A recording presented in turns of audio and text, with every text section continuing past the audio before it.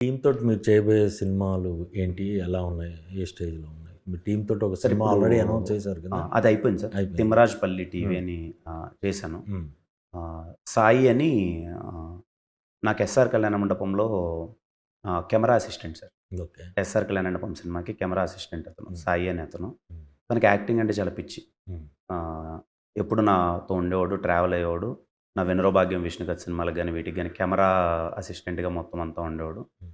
నాకు చాలా బాగా యాక్టింగ్ చేస్తాడు. తనకి తపనుంది అని అనిపించింది సార్. హ్మ్. ఇప్పుడు నేను 'తిమ్మరాజుపల్లి' సినిమా తీద్దామన్నప్పుడు ఎవరిని పెడదాం హీరో, ఎవరిని పెడదాం హీరో అని చాలా డిస్కషన్‌లొచ్చినప్పుడు మనోడికి చాలా ప్యాషన్. హ్మ్. సరే నేను మార్కెట్ కోసమో, ఇంకో దాని కోసమో వేరే వాళ్ళని పెట్టేదాని బదులు హ్మ్. మనోడికి చాలా ప్యాషన్ ఉంది. మనోడినే పెడదామని సాయిని హీరోగా పెట్టి తీసేసాను సార్ హ్మ్. సినిమా.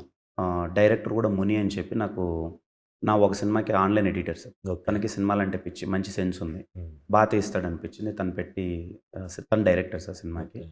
ఆల్మోస్ట్ ఆల్ ఒక 50 మెంబర్స్ అందరూ కొత్త వాళ్ళు ఇంట్రొడ్యూస్ అవుతున్నారు. Okay. Very, very happy with the film. Shoot అయిపోయింది. హ్మ్. పోస్ట్ ప్రొడక్షన్‌లో ఉంది సార్. హ్మ్. మోస్ట్‌లీ ఇది కేరాంప్ అయిపోయిన తర్వాత నేను టీజరో ఏదో రిలీజ్ చేస్తాను.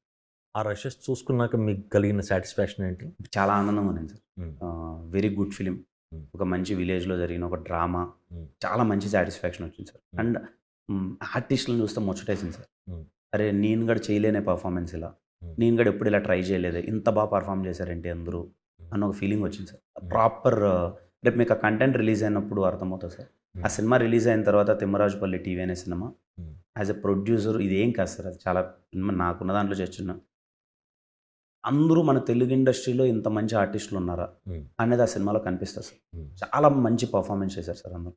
హ్మ్. నాకు నా ఫస్ట్ ఫీలింగ్ నేను ఆ సినిమా చూసినప్పుడు హ్మ్. అరే! ఇంత మంచి పెర్ఫార్మన్స్ చేశారేంటి ఈళ్ళందరూ. హ్మ్. నా సినిమా అనేది పక్కన పెట్టండి సార్. Performances performance. చాలా రేపు ఫర్దర్‌గా ఏదైనా సినిమాలకి ఈళ్ళు భలే ఆర్టిస్టులురా! ఈళ్ళు మంచి పెర్ఫార్మ్ చేశారురా! హ్మ్. అనే ఆర్టిస్టులు ఆ సినిమా నుంచి ముగ్గురు, నలుగురైతే ఈజీగా దొరుకుతారు.